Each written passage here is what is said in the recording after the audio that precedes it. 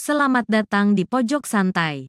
Sebelum Anda mendengarkan audiobook ini, kami menginformasikan bahwa channel ini adalah review audio dari buku yang ada di Indonesia. Untuk membaca keseluruhan buku ini, kami menyarankan membeli buku aslinya di toko buku kesayangan Anda, baik offline maupun online. Keberadaan channel ini dimaksudkan untuk membantu Anda mendapatkan pengetahuan dari buku-buku kesayangan Anda.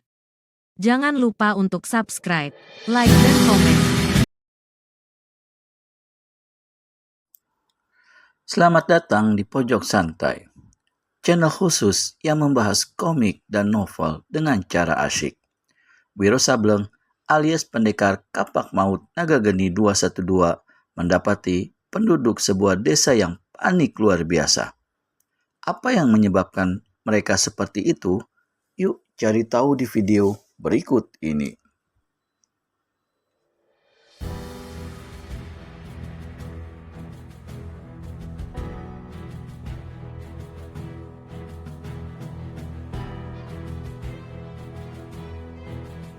Mereka mengungsi.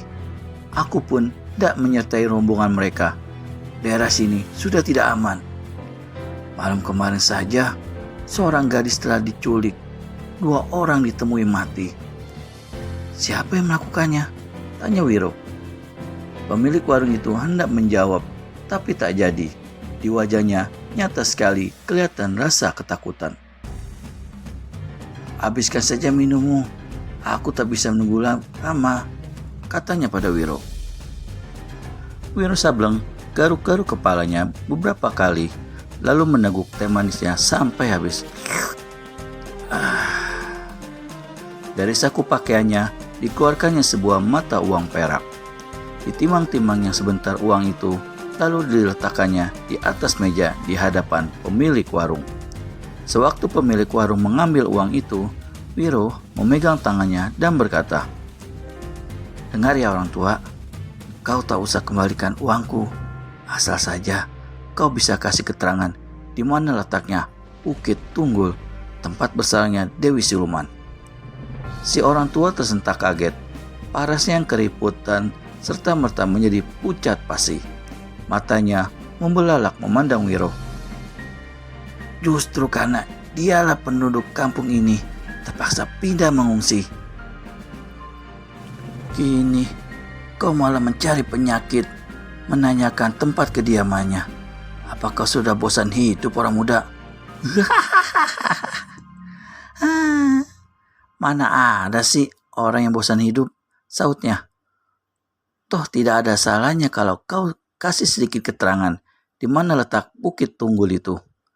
Si orang tua gelengkan kepala. Aku masih ingin hidup.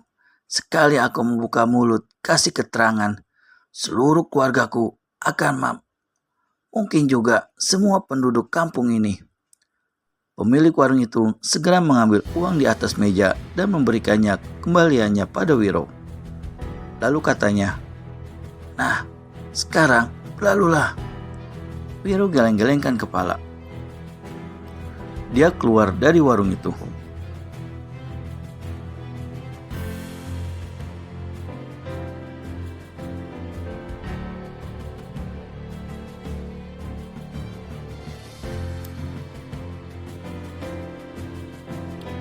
Agaknya, seluruh Pulau Madura sudah digerayangi oleh rasa takut terhadap Dewi Siluman dan orang-orangnya. Tak ada satu kampung pun yang ditemuinya berada dalam keadaan tenang dan tentram. Di setiap kampung, mesti saja ada korban-korban yang jatuh akibat kejahatan yang dilakukan oleh orang-orangnya Dewi Siluman. Dan bukan itu saja, di setiap kampung, orang-orangnya Dewi Siluman selalu menculik gadis-gadis, entah dibawa kemana, dan entah apa yang menimpa diri gadis-gadis itu tak bisa diduga oleh Wiro. Dia mendongak ke langit. Sang surya tengah bersinar seterik-teriknya. Dengan mempergunakan ilmu lari cepatnya, Wiro tinggalkan kampung itu. Di satu jalan kecil yang lurus, pendekar ini memperlambat larinya. Di ujung sana, dilihatnya seseorang duduk menjelepok di tengah jalan. Ketika dia sampai di hadapan orang itu, Ternyata manusia ini adalah seorang nenek tua bermuka cekung keriput. Dia duduk seenaknya di tengah jalan yang kecil itu. Di tangan kanannya ada sebatang ranting kering. Dia mengenakan jubah putih yang kotor. Dia begitu asik menggurat-gurat tanah dengan ujung ranting kering di tangannya itu. Wiro tak dapat menduga siapa adanya nenek-nenek ini. Baginya adalah satu hal yang aneh, seorang nenek-nenek berada di tengah jalan dan duduk menggurat-gurat tanah seperti dilihatnya saat itu. Karena jalan itu kecil, tak mungkin Wiro Sableng untuk lewat begitu saja, tanpa membentur tubuh sang nenek.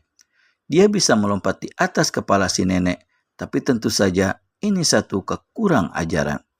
Maka pendekar 212 pun menegurlah dengan hormat. Nenek, harap maafkan aku ya telah mengganggumu. Sudilah memberikan sedikit jalan bagiku. Si nenek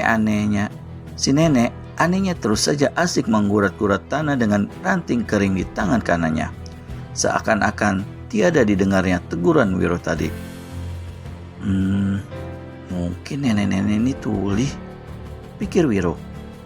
Tapi adalah mustahil kalau dia tidak melihat Wiro yang berdiri sedekat itu di sampingnya. Wiro menegur lagi dengan suara lebih dikeraskan. Nenek, harap suka memberi sedikit jalan untukku lewat. Si nenek tiba-tiba angkat kepalanya. Sepasang matanya memandang Wiro dari rambut sampai kaki, penuh meneliti dan penuh kegusaran. Kemudian kembali dia tundukkan kepala dan menggurat-gurat tanah dengan ujung ranting. Wiro memaki dalam hati. Mana sih si nenek? Kalau si nenek tidak sinting, pastilah dia seorang aneh atau seorang yang sengaja cari sengketa, pikir pendekar 212 Wiro Sableng. Nenek, aku mau lewat. Kuharap kau tak keberatan memberi jalan. Setan alas. Si nenek tiba-tiba mendamprat keras dan lantang. Wiro terkejut dan usap dadanya.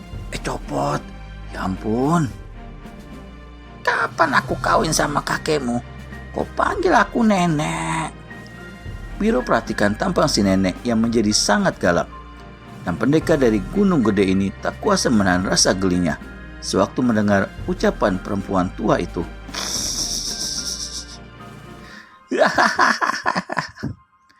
Dia tertawa gelak-gelak sampai mukanya merah. Setan alas, siapa yang suruh kau ketawa, ha? Si nenek membentak lagi dengan suaranya yang keras. Wiro hentikan tawanya. Siapa yang suruh? Sentak perempuan berjubah putih itu lagi. Memang tak ada yang suruh, Nek. Aku mesti panggil apa terhadap kau? Wiro Sableng garuk-garuk kepalanya. Kentut betul. Kalau tak ada yang suruh, kenapa mesti ketawa? Apakah seseorang itu baru tertawa kalau disuruh? Bertanya pendekar 212. Sudah, jangan banyak tanya. Kentutmu sebakul. Jawab, kenapa kau ketawa? Kau menertawai aku ya? Ayo jawab. Aku tidak menertawaimu, Nek. Aku tertawa karena ucapanmu yang lucu tadi. Betul-betul setan alas. Kau anggap aku ini badut yang mau melucu di hadapanmu? Makan rantingku ini.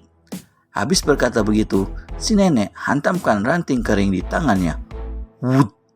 Pendekar 212 tersentak kaget dan buru-buru menghindar ke belakang.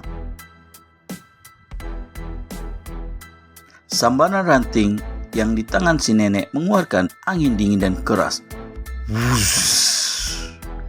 Nyatanya bahwa si nenek bukan perempuan sembarangan, tapi seorang yang memiliki tenaga dalam yang tinggi. Dan ini berarti bahwa dia adalah seorang tokoh silat berkepandaian hebat. Karena serangannya tidak mengenai sasaran, si nenek menjadi gusar sekali. Dia melompat dan ranting kering di tangannya menduru pulang balik tiada hentinya, membungkus tubuh Wiro Sableng dalam serangan-serangan yang sangat berbahaya. Pendekar 212 bersiul nyaring. Bagaimana keseruan pertarungan Wiro Sableng alias pendekar kapak maut Agagani 212 melawan nenek asing dan yang memegang ranting ini? Temukan keseruannya di video selanjutnya hanya di channel Pojok Santai. Segera subscribe dan tekan tombol lonceng untuk mendapat notifikasi video terbaru dari kami. Terima kasih dan sampai bertemu kembali.